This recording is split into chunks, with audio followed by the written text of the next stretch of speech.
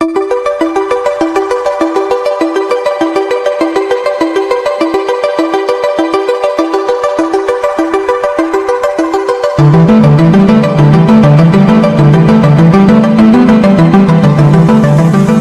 warahmatullahi wabarakatuh. Bersama saya Kurniawan Agil, tetap di MDB Radio. Pada hari ini, alhamdulillah kita kedatangan seorang tamu khusus dari Puskesmas Tegal Gundil nih. Bagi pendengar MDB Radio dimanapun Anda berada, selamat bergabung kembali kepada saya Kurniawan Agil di sini, menemani Anda di MDB Radio. Dan Anda pun dapat mendengarkan MDB Radio melalui website mediadigitalbogor.com, radiobogor.com, bogor.com, indonesiacontent.com, fokusbogor.com, wakapapuan.co.id, serta beberapa media lain yang ada di forum digital media digital Bogor. Oke, hari ini kita kebetulan MDB Radio kedatangan tamu istimewa, yaitu Dr. Astrid dari Puskesmas Tegal Gundil, yang mana beliau ini isunya atau bocorannya membuat konsep atau apa nanti kita akan tanya langsung dengan beliau. Sebelumnya mungkin Bu Astrid dapat memperkenalkan diri terlebih dahulu. Silakan Bu Astrid. Oke. Assalamualaikum warahmatullahi wabarakatuh. Bapak Kurniawan yang terhormat dan seluruh pemirsa Radio MDB. Nama saya Astrid Dewi Prabana Tias. Saya seorang dokter gigi fungsional di Puskesmas Tegal Gundil. Sudah mulai bekerja dari tahun 2016 awal sampai sekarang masih aktif. Terus apalagi nih Pak yang perlu disampaikan? Jenis kelamin gak usah digambar. Gini loh Bu Astrid, mungkin dari awal, dan ini biasanya pertanyaan-pertanyaan yang baku. Kenapa sih mau jadi dokter gigi? Mungkin di situ dulu. Oke. Kalau cita-cita itu banyak ya, influence-nya. Nah, kalau kebetulan saya itu cita-citanya itu arahan dari orang tua. Kebetulan itu keinginan ayah. Kalau saya sih sebenarnya ini jadi seorang diplomat ya. Oh gitu. Ya, yang bisa merepresentasikan negara kita ke negara lain. Tapi ya orang tua maunya jadi dokter. Beliau takut ya kalau misalnya terjadi keretakan rumah tangga karena kita beda negara dan lain sebagainya. Gitu ya. Oke. Terus Ibu, kalau untuk menjadi seorang dokter gigi, kira-kira lebih lama nggak pendidikannya dibanding dengan dokter umum? Sama sih, average ya. Sama aja, cuma ya. Kayak semacam jurusan ya gitu. S1 ada ekonomi. 6-7 tahun zaman dulu ya. Saya ini udah zaman dulu dong berarti. Oh, jadi orang dulu ya. Kalau zaman sekarang sih mungkin 6 tahunan udah bisa. Udah bisa ya. Udah bisa wisuda. Yang penting zaman sekarang jangan beli jadi pramuka ijazahnya Bu. Iya, Itu kurang ajar sekali ya. Oke Bu Astrid, suka duka Ibu nih menjadi seorang dokter gigi, khususnya di Bogor. Di Bogor ya. Kira-kira apa nih yang suka dukanya nih Bu? Nah, kebetulan saya itu sekolahnya dari TK sampai lulus kuliah tuh di Jakarta terus. Nah, memang orang tua berdomisili di Jakarta. Nah, yang paling berkesan, anak Jakarta dulu harus PTT. Zaman saya kuliah kedokteran tuh setelah lulus ada kewajiban kita harus wajib kerja sarjana. Kerja sarjana. Nah, ya itu atau disebut pegawai tidak tetap ya PTT. Nah, itu kesannya kita harus ke pelosok ya. Oh, gitu. Aduh, terkesan banget tuh ya.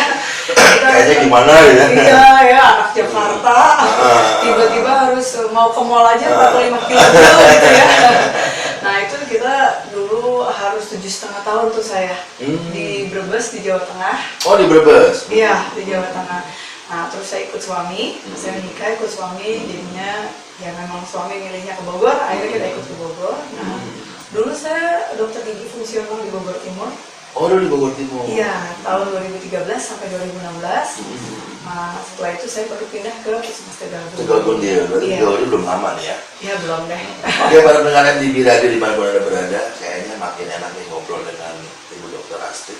Dan nanti akan kita tanya juga beliau, kalau tadi sudah sudah kebaca nih kalau beliau sudah punya suami. Jadi untuk teman-teman MDB Radio jangan singgung yang itu ya. Tetap saja di MDB Radio dan kita lanjut nanti di sesi berikutnya dengan Dr. Asid dari Puskesmas Tegal Bundir.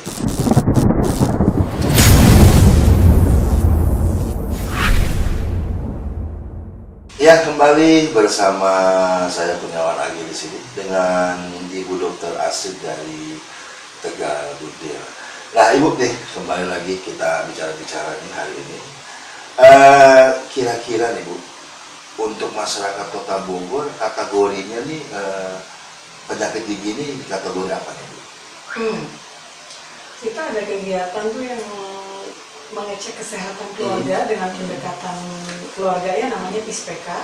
Itu memang tidak ada indikator yang langsung mengecek kesehatan gigi. Tapi kalau dari 12 indikator yang ditentukan oleh pemerintah untuk dicek, itu dari mulai hipertensi, ODGJ, dan lain sebagainya, itu kita tergolong kalau di Puskesmas Tegal Bundir masih belum sehat. Itu, tapi apalagi di tempat lain ya, mungkin ada dokter gigi tapi mungkin tidak seperti Ibu nih, yang turun ke lapangan ya. Nah, karena kategori di Tegal Bundir sendiri kan ada bahasa mungkin sedang, ya kan, segawatnya seperti apa nih? Kalau tadi dari PISPK itu yang dilihat adalah 12 indikator yang tidak termasuk dalam kesehatan gigi, itu tidak sehat. Tapi kalau kesehatan giginya, itu kita bisa lihat langsung dari kunjungan dalam gedung. Kunjungan di puskesmas itu rasio penambalan banding pencabutannya ya, harusnya minimal 2:1 ya Pak. Jadi lebih banyak yang ditambal daripada yang dicabut. Tapi kalau di Tegal Bundir itu nggak bisa nyampe ke angka 2. Banyak yang dicabut daripada yang ditambal. Jadi sama 1,1:1. Nah, jadi kesadaran akan kesehatan giginya itu masih rendah. Itu kalau untuk kita rata-ratakan dari usia 7 tahun sampai dewasa. Sampai dewasa. Tapi kalau untuk pemeriksaan yang di balitanya, itu kita ada pemeriksaan penjaringan di sekolah dengan di posyandu. Itu angkanya juga lebih menyedihkan lagi. Jadi kalau pada usia TK tuh ya, kita kerjasama sama 14 TK di Puskesmas Tegal Bundir, itu angkanya sampai 67% itu karies. Jadi kalau ada 10 anak TK, 6-7 orang tuh karies semua. Yang sehat cuma 3. Yang sehat malah cuma 3. Iya. Itu luar biasa. Makanya. Nah, sekarang Ibu, setelah Ibu melakukan penelitian yang saya dengar-dengar juga nih, riset atau penelitian sih disebutnya nih Ibu kemarin yang Asinan Bogor itu. Iya, kebetulan saya juga sedang sekolah S2 Pak. Nah ini saya angkat sebagai penelitian saya juga. Penelitian ya. Ini untuk para saya. pendengar di radio nih, uniknya nih Ibu Dr. Asid ini menambahkan penelitian ini adalah Asinan Bogor, seperti yang kemarin sudah kita bicarakan sedikit dengan Ibu Yoga bahwa ini kok Asinan Bogor bahasanya. Nah kita tanya nih ke Ibu Dr. Asid, tapi jangan kemana-mana, kita akan tanya setelah iklan-iklan yang melewat berikut ini.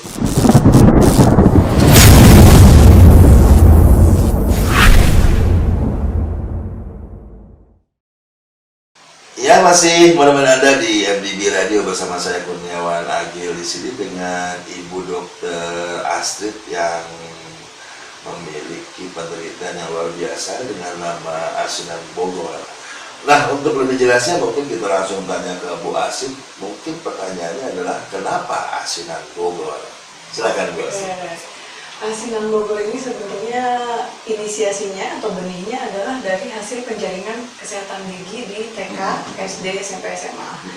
Nah, yang saya dapat itu angkanya yang masif tadi, ya hampir 60-70% itu satu kelas itu pasti kariesnya segitu angkanya. Nah, jadi saya ingin melakukan satu pembinaan langsung kepada orang tua agar tidak menguap lagi apa yang sudah saya bina. Karena kan biasanya pembinaannya itu kalau dari indikator PKP ya, atau dari indikator yang ditentukan oleh provinsi, Dinas Kesehatan Provinsi itu, kita tuh melakukan pembinaan, pemeriksaan dan penanganan pada siswa SD. Jadi tidak ada intervensi langsung ke orang tua. Nah, dibuatlah satu kegiatan. Singkat cerita, saya buat satu kegiatan yaitu Asinan Bogor. Asinan Bogor. Asinan Bogor, apa ya Asinan Bogor? Asinan Bogor itu kebetulan saya juga nggak bisa bahasa Sunda. Nah, ini salah satu nama yang diadopsi dari salah satu teman di puskesmas juga. Iya. Itu dia staf dari laboratorium. Bu Tintin, terima kasih banyak nih namanya. Oh, Bu Tintin ya. Bu Tintin yang kasih nama nih. Saya kasih konsep, beliau yang muter, akhirnya dapat Asinan Bogor. Asinan Bogor itu adalah asah indunga. Asah indunga. Ambeh botolna digolerkan. Oh, jadi dari artinya itu sebetulnya penyebab utamanya yang lebih banyak dari botol, Bu ya? Iya. Kenapa botol itu, Bu? Atau karena karetnya atau apanya tuh? Bukan. Jadi gini Pak, biasanya kalau yang dikasih di dalam botol itu jarang air putih ya Pak ya, bener nggak? Nah, seringnya itu kan yang manis. Betul. Nah, yang manis itu bukan hanya susu formula, bukan hanya air gula, bisa teh manis, bisa air madu. Ya. Iya, betul. Nah, biasanya waktunya itu yang memegang peranan juga. Waktunya itu seringnya dikasihnya sebagai obat tidur. Iya, betul kalau nggak? mau tidur ya jejelin. Nah, iya. Jadi sebelum tidur dan di antara waktu tidur. Bener nggak? Ya, ibu-ibu sering kayak gitu. Jadi ibu-ibu bertolak belakang. Seringnya bilang anaknya nggak boleh makan permen, nggak boleh makan coklat, nggak boleh makan es krim, nggak boleh makan marshmallow. Pokoknya yang manis-manis yang minum nggak boleh. Cuma semalaman dikasih susu. Nah, di dalam susu itu glukosanya tinggi sekali, ya. Nah, sedangkan kalau di botol itu dia itu jadi menggenang. Iya. Nah, kalau botol itu kan pasti, yang kontak kan pasti gigi depan ya. Nah, biasanya kalau gripis itu karena kalau di Asinan Bogor ini kita sangat menyorot itu nursing batal karies. Jadi karies yang disebabkan oleh botol susu. Nah, itu karakteristiknya itu adalah gigi depan atas flat, hancur. Nah, sama gigi belakang bawah juga hancur. Nah, itu karena terendam air manis. Jadi bukan hanya susu, kadang teh manis, air madu, dan lain sebagainya. Udah gitu aja deh. Ibu kan supaya nggak nangis itu udah dikasih. Iya, betul. Ibu-ibu udah. Nah, ini mungkin ada gambarnya. Oh, gitu ya. Oh. Iya. Ya, para pendengar MDB mana Anda berada, ya sangat luar biasa sekali saya diberikan gambar oleh Bu Dokter. Jadi memang kendalanya pasti di depan, Bu ya. Di depan dulu dan di belakang, karena kan airnya mengendap tadi. Nah, Ibu, kira-kira dari hasil penelitian yang Ibu sudah laksanakan, apa hanya karena dot saja atau ada faktor-faktor lain, Bu? Ya, faktor-faktor lainnya itu adalah waktu menyikat giginya. Nah, waktu menyikat giginya itu biasanya orang tua itu hanya menyarankan saat mandi. Jangan lupa sikat gigi. Kalau mandi jangan lupa sikat gigi terus. Nah, sebenarnya itu bukan hal yang salah. Bagus menjaga kebersihan sekaligus seluruh badan ya. Terintegrasi semua tuh. Keramas sampai mulut sampai kaki badan bagus. Ekstremitas semua dibersihin. Tapi yang paling tepat kalau untuk gigi itu treatmentnya adalah pagi setelah sarapan sama malam sebelum tidur. Sebetulnya di situ ya. Ya, kuncinya tuh di situ. Bukannya pada saat iya. Nah, karena kalau malam itu kan sudah tidak tidak mengunyah atau apa-apa, tidak minum, udah kotoran tuh dalam mulut itu ya. Iya. Jadi Allah ciptakan itu saliva atau air ludah itu untuk barrier, untuk menutup seluruh gigi kita agar nggak kemasuk bakteri bisa nembus buat ngebolongin gigi. Tapi saat kita tidur, salivanya kan diem ya, nggak menyelimuti gigi, tidak menjadi barrier. Bisa nembus akhirnya jadi bakteri. Jadi sebetulnya air liur kita itu juga sebagai obat alami, Bu ya? Ya, makanya kalau kita sehari-hari nih kayak gini ngobrol ya, makan, minum apalagi itu saliva kerja terus. Nah, makanya kalau makan itu mau manis, mau nggak manis kayak sekalipun ya, kita makan ketoprak, kita makan keripik, itu nantinya jadi gula kan? Nah, jadi walaupun nggak makan permen, tetap bisa jadi bolong. Karena kita nggak gosok gigi nanti sebelum tidur, jadi terbawa tidur sendiri. Nah, Ibu, sekarang ini kan setelah Ibu melakukan penelitian tadi, ada dua faktor. Pertama adalah karena dot, ya kan? Kedua adalah sikat gigi. Nah, di antara ini yang paling banyak Ibu temui setelah Ibu berdialog dengan orang tua murid, ya kan, atau dengan si siswa atau sebutnya sendiri, itu apa nih yang paling terbanyak? Yang paling terbanyak adalah minum susu pakai DOT. Itu paling terbanyak. Paling banyak. Jadi walaupun kita udah sikat gigi sebelum tidur, ayo nak sikat gigi, ganti baju, kita tidur. Di tempat tidur, bentar, Dikasih lagi. Mami bikin dulu susu. Nah, jadi sebelum tidur bukan sikat gigi, sebelum tidur minum susu kan? Nah, itu Pak. Jadinya walaupun kita udah mengupayakan sikat gigi sebelum tidur, tapi yang minum botolnya ini Tetap belum. aja ada. Nah, jadi tetap kontak giginya dengan gula. Luar biasa. Luar biasa. Nah, berita ini sepertinya nggak bisa berjalan seimbang ya, seperti pemberitaan dilarang merokok. Betul. Ya, betul. kalau rokok itu kan di mana-mana ada KPR ya, kawasan tanpa kawasan tanpa rokok, rokok. ya. Terus ada juga perwalinya, Perlima udah mengeluarkan. Tapi kalau untuk susu botol nih, belum ada yang concern banget di bidang itu. Oh, belum. Belum ada, karena kita itu battle-nya sama pabrik-pabrik besar ya. Betul. Pabrik susu, pabrik botol juga. Nah, itu mereka yang udah Tapi ini jadi hal giant. yang menarik loh, Bu. Saya jadi merasa tertantang juga nih.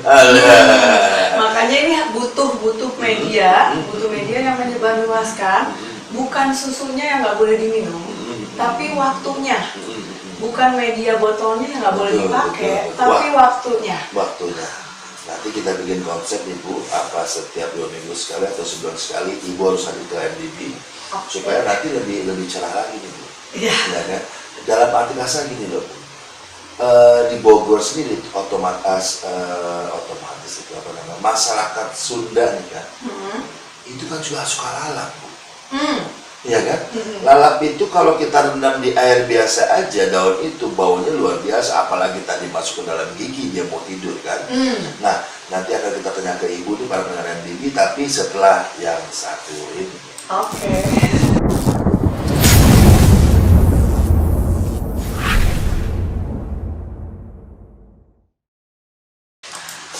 Oke, masih mana-mana Anda di MDB Radio bersama saya Kurniawan Agil di sini dengan Ibu Dr. Astrid dari Puskesmas Tegal Gundir Bogor Utara. Nah, di session tadi nih pendengar radio MDB, bahwasanya pada saat Bu Astrid melakukan survei di lapangan, melakukan pengamatan di lapangan, ternyata ini yang jadi kendala pertama adalah DOT atau ibu-ibu yang ingin anaknya tenang, ingin anaknya tidur lelap, pertamanya harus dijejerin sama DOT, ya kan? Bukan dijejerin nama nenek nih, tapi sama DOT. Dan ternyata DOT itu sangat luar biasa berbahaya bagi kesehatan gigi. Nah, tapi ada satu lagi yang tadi terputus sebelum kita jeda iklan, itu tentang daun-daunan nih Bu Astrid. Karena apalagi orang Jawa Barat, otomatis yang namanya sama daun-daunan itu luar biasa hobinya. Cuma daun jendela aja sama daun pintu.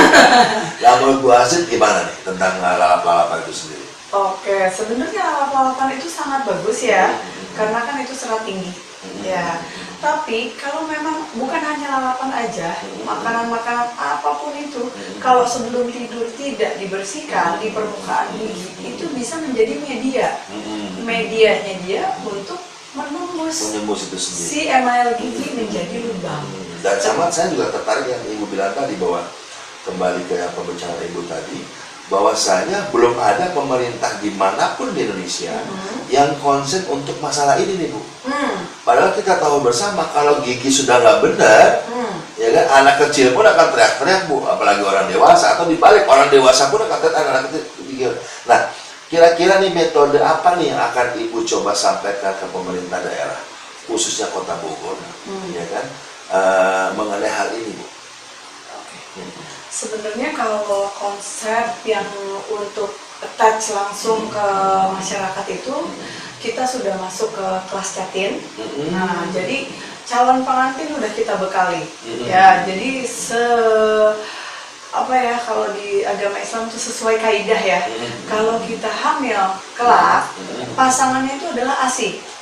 Nah, jadi berilah ASI. Ya, pasti itu yang pertama. Setelah ASI, kalaupun memang tidak cukup ASI-nya, boleh menggunakan susu, tapi medianya jangan gunakan botol lebih dari 1 tahun. Ya, kalau udah pakai botol itu jarang sambil melek, biasanya sambil tidur. Nah, jadi kita masuk ke kelas catin, kita juga masuk ke kelas ibu hamil. Nah, kita masuk ke, jadi ibu-ibu yang sedang mengandung, calon generasi penerus, kita nggak mau ada generasi yang karies lagi nanti next generation kita. Berikutnya. Ya, jadi kita bilang ke mereka ya hal yang sama seperti tadi. Terus karena kita nggak selalu bisa bertemu sama ibu-ibu di posyandu, ya ibu-ibu yang membawa balitanya ke posyandu, jadi kita latih kader. Latih kader di posyandu, kita jelaskan betapa pentingnya itu menghentikan botol tepat pada waktunya. Oh iya. Ya, sebenarnya ibu-ibu itu nggak jahat sih. Nggak jahat. Ngasih botol.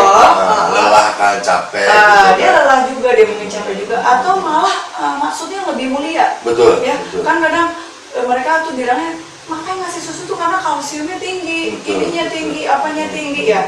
Tapi ibu-ibu juga harus ingat, ibu-ibu harus dibekali ilmu yang lebih banyak lagi. Betul. Saat anaknya ompong, Allah itu maksudnya kasih ASI supaya nutrisinya tuh dari ASI. Nah, setelah punya gigi, jangan dikasih yang cair terus, harus berubah dong. Nah, berubah menjadi makanan padat. Jadi susu itu menjadi makanan pendamping, bukan makanan utama. Tapi ternyata sekarang dibikin makanan utama. Iya, makanya anak-anak yang udah sukanya sama susu pasti nggak doyan makan. Betul. Susah makan. Betul. Nah, makanya ibu akan kesusahan sendiri. Makanya saat ibu tegas, saya berkali-kali ngomong, kalau ketemu sama ibu-ibu, kita itu tegas untuk kebaikan anak kita. Betul. Ya, jadi saat kita stop botol di 1 tahun, itu masa depan mereka tuh cerah loh. Lebih cerah. Karena apa? Nanti anak-anak tuh pilihan cita-citanya banyak jadi. Iya. Betul. Ya kan? Jadi kebuka lebar. Bisa jadi pilot, bisa jadi polisi, Betul, bisa betul. jadi angkatan, darat, laut, udara. Ya. Kalau bolong 1 aja udah nggak bisa deh. Saya kalau cerita apalagi kan kecuali sama Maggie Jet, Bu. Kalau Maggie Jet kan beda. Lebih baik sakit gigi daripada sakit hati. Atau kata dulu Sumbang itu aja bawa rokok. Oke, para pendengar MDB Radio di mana-mana berada, semakin seru saja pembicaraan kita dengan Ibu Dr. Astrid.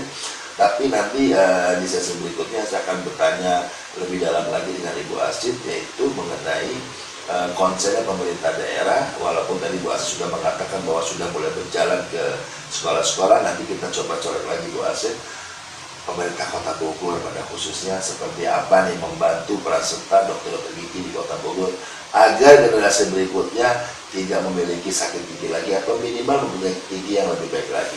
Tetap stay tune di MDB Radio dan simak lagu-lagu berikut ini.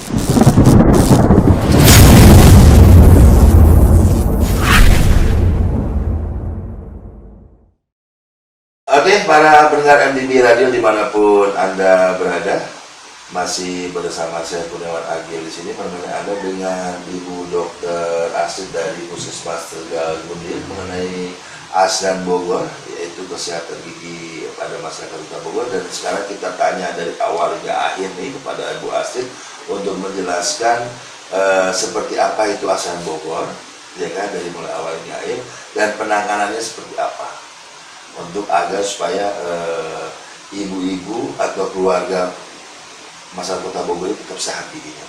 Monggo silakan Bu Astrid. Oke.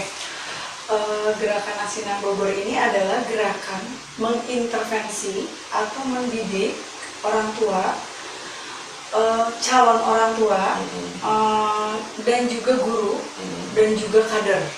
Nah, gerakannya itu apa? Yaitu pertama, inisiasinya itu pertama adalah memberi penyuluhan kepada orang tua di kelas POMG. Nah, setelah itu lahir kegiatan baru, kita masuk ke kelas catin, kelas calon pengantin di KUA. Setelah itu kita masuk ke kelas ibu hamil, ya tentunya isinya ibu hamil ya. Nah, terus kita masuk ke Lokmin kader atau Rakor kader. Nah, di situ kita memutakhirkan terus pengetahuan ibu-ibu kader supaya dalam memeriksa dan memberi message ya, pesan kepada ibu-ibu yang berkunjung ke posyandu itu nggak itu aja ya. Jadi nggak sikat gigi 2 kali sehari itu melulu. Ya, jadi kita mutakhirkan pengetahuan mereka supaya mereka juga ikut-ikutan memberi informasi tentang bahayanya menggunakan botol dengan waktu yang berlebihan. Nah, setelah itu yang terakhir kegiatannya adalah kita masuk ke kegiatan Minggon. Nah, Minggon itu di mana banyak ketua pimpinan wilayah ya, pimpinan wilayah itu berkumpul. Lurah, camat itu berkumpul. Nah, kita dengan asumsi kita ingin para lurah dan camat ini membina warganya, membuka. Biasanya kalau yang bilang Pak Lurahnya cepat nurut. Nah, makanya entah itu di majelis taklim, entah itu di kegiatan Karang Taruna dan lain sebagainya, tolong disampaikan hal-hal yang terkait dengan kesehatan gigi. Nah, biasanya kelupaan tuh ya kesehatan gigi. Nah, makanya kita dari mulai si ibunya, calon ibu kadernya, sampai pimpinannya kita lakukan pendekatan. Nah, jadi gerakan ini namanya Asinan Bogor. Asah indungna ambe botolna digolerkan. Biar botolnya itu digolerkan, jangan dipakai lagi. Nah, untuk ibu-ibu yang memang sudah terlanjur memiliki anak yang mempunyai karies gigi, jangan kecil hati, ya. Pasti ada solusinya, ya. Pasti ada solusinya. Kita di Puskesmas Tegal Gundil, kita juga punya pustu namanya Pustu Ceger. Kita beroperasi Senin sampai Sabtu, ya bisa berkunjung ke Puskesmas Tegal Gundil. Walaupun nggak karies pun 6 bulan sekali tuh harus berkunjung ke dokter gigi. Dokter gigi itu senang kalau dikunjungin sama yang sehat. Kalau dikunjungin sama yang sakit itu udah biasa. Lebih suka sama yang sehat ya? Iya, lebih suka sama yang sehat, dok. Sekedar konsultasi pengen udah 6 bulan nih, udah setahun nggak ke dokter gigi itu senang banget. Nah, setelah itu ya biasanya kendalanya nih Pak ya, yang klasik banget. Ke dokter gigi itu mahal. Ya, bener nggak? Betul ya. Nah, sekarang dokter gigi yang mana? Ya, kalau di dokter gigi yang praktek swasta, yang dokter di rumah sakit yang tidak tercover BPJS, boleh dibilang mahal. Tapi kalau pemerintah Bogor itu sudah menyiapkan 25 puskesmas dan ada 13 pilihan rumah sakit dan ratusan klinik. Ya, kita bukan yang di gunung. Betul. Jadi kita bisa, pilihan kita macam-macam banget ya. Monggo datang kalau mau ke Puskesmas Tegal Gundil, oke, nggak ke Puskesmas Tegal Gundil juga nggak apa-apa. Tapi yang paling penting sekarang adalah kalau nggak mau mahal, buat asuransi kesehatannya. Betul. Gitu. Ya, jadi biasanya juga ada yang asuransi kesehatannya itu nyebrang. Misalnya warga kita di Bantarjati ya, mereka berbatasan dengan Sempur. Nah, kadang mereka itu vaskesnya di Sempur. Nah, jadi kalau mau berobat ke Tegal Gundil, jadinya bayar. Nah, kalau hal-hal seperti itu terjadi kan teknis ya. Betul, hanya teknis saja. Tinggal datang ke BPJS, vaskesnya diganti ke Tegal Gundil. Nah, sekarang kita sih pengennya pimpinan wilayah nih menggugah, masyarakatnya bikin BPJS dong. Betul. Jadi karena masyarakat itu tahunya gigi itu nggak di cover BPJS. Iya, karena padahal sebetulnya tercover. Pembersihan karang gigi, tambal sinar aja tercover BPJS. Ya, yang tidak tercover itu di puskesmas adalah rehabilitatif. Yang termasuk rehabilitatif adalah pemasangan kawat gigi, gigi palsu, jacket crown, bridge, bleaching ya. Karena masyarakat di Tegal Gundil nih, waduh, udah update banget. Yang ditanya sosial media banget ya. Sosmed banget, maunya yang, dok aku maunya gigi diputihin dong. Waduh. Di puskesmas rehabilitasi nggak bisa itu. BPJS tidak bisa melakukan itu. Nah, untuk di Tegal Gundil sendiri Bu, itu fasilitasnya apa selengkap dengan tadi yang Ibu bilang dokter gigi swasta? Kurang lebih ya.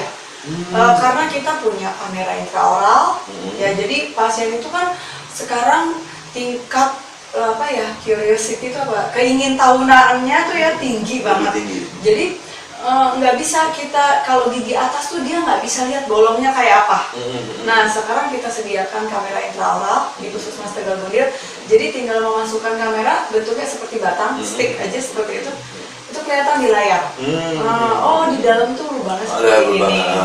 Kedalamannya seperti ini. Kadang pasien itu ada yang emosional, ada yang enggak. Jadi emosional tuh bukan marah-marah ya Pak ya. Jadi bolong sedikit maunya dicabut. Betul. Ada yang juga yang bolongnya udah besar, tapi nggak mau dicabut-cabut. Karena Tagih ada keluar kupon Bu. Aduh, jadi kalau udah dikasih lihat langsung, Pak ini tuh udah rusak kayak gini Pak, baru puas. Baru puas. Baru puas itu Bu ya.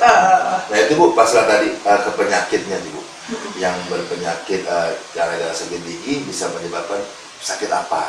Oke, tadi yang tadi saya jelaskan sebelumnya bisa ada vokal infeksi sampai dari atasnya bisa Alzheimer, pikun tadi, penyakit-penyakit kardiovaskuler, osteoartritis sampai mengganggu generasi berikutnya. Bisa terjadi prematur birth atau lahir prematur atau BBLR, berat bayi lahir rendah. Nah, berat-berat rendah. Ya, kira-kira menurut Ibu dokter nih, kedepannya harapan Ibu dokter untuk masyarakat, untuk pemerintah daerah, dan untuk pelayanan puskesmas itu khususnya gigi, harapan Ibu seperti apa? Harapan saya sih sebenarnya sekarang udah lebih cerah ya, karena zaman saya nikah dulu, kelas catin itu nggak ada ya, pembinaan dari puskesmas tentang 1000 HPK gitu hari pertama kelahiran tuh nggak ada dulu. Jadi kita mah cuma kalau ribut-ribut jangan langsung bilang talak, kayak gitu aja ya pembinaannya ya.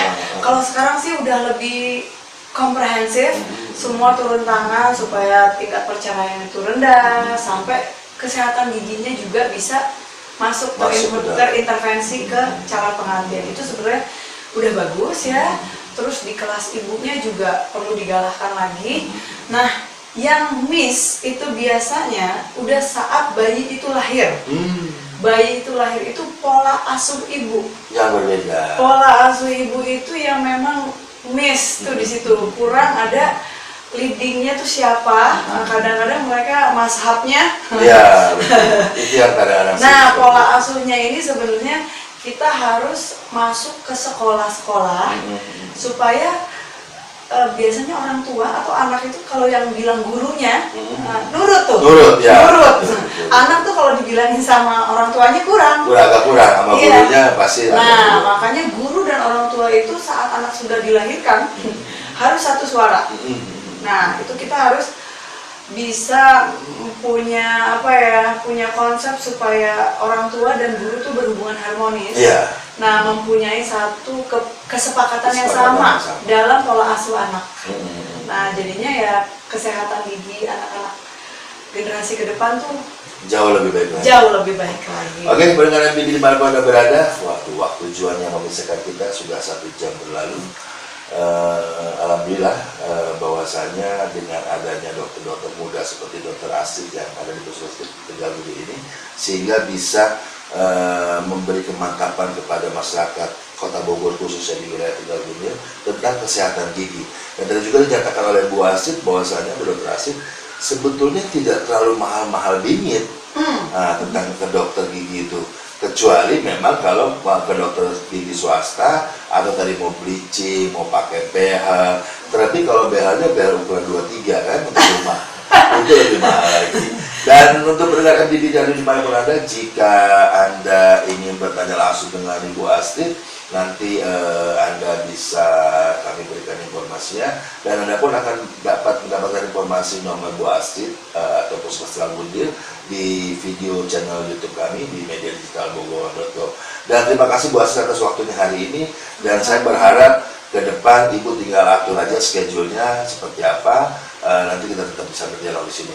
Bahkan mungkin ke depan saya sih inginnya ada kita hadirkan ibu-ibu rumah tangga yang di sini, sehingga mereka bisa ada pendengar MBB kan juga banyak nih.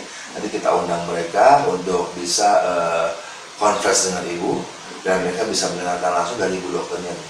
Karena waktu-waktu yang begitu kayaknya mereka kan kalau ke dokter kan ada waktu kan, dari pagi jam sekian ibu sudah nggak bisa. Tapi kalau untuk yang omongan itu kan mungkin ibu akan bisa. Oke, Bu Astrid, Dokter Astrid, terima kasih banyak. Dan bagi pendengar di MBB Radio dimanapun Anda berada, terima kasih telah menyimak terus MBB Radio. Sampai ketemu lagi nanti di acara dan frekuensi yang sama, tetap di MBB Radio. Dan Assalamualaikum warahmatullahi wabarakatuh.